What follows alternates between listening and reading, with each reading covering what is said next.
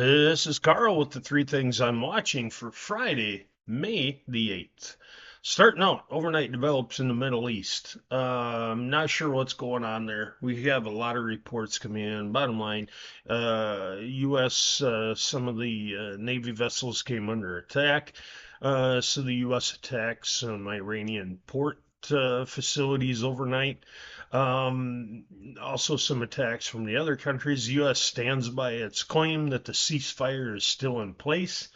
By definition, I think if you're attacking each other, the that is not a ceasefire, but that's where we stand right now. So, market watching this with a little bit more apprehension than yesterday, I would say. Really some doubts over the progress being made that we're being told with Iran. Iran does not seem to be on the same page as the United States here. Here's the bottom line to the entire Iranian war.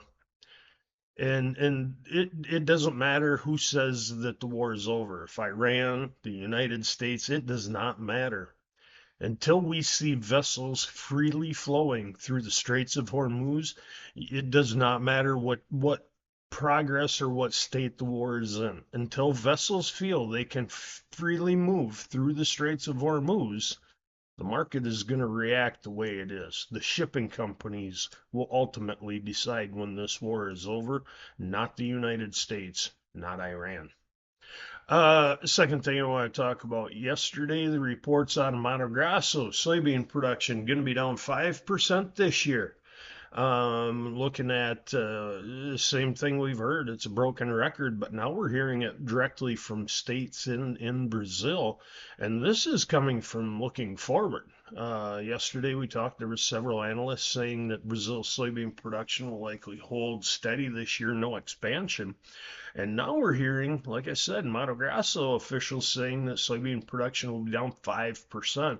Mato Grosso is a primary soybean production state in Brazil, so that's kind of a big hit there. We gotta feel this is coming from. It's not only the inputs in the safrinha, but the drought impact we're seeing on the safrinha crop likely going to carry over into that soybean crop, and a lot more weather concern in Brazil than there is, that the several others are giving them credit for. So we'll watch that a little bit closer. But like I said, now that we have definitive yield reduction estimates coming out, we'll need to keep an eye on those.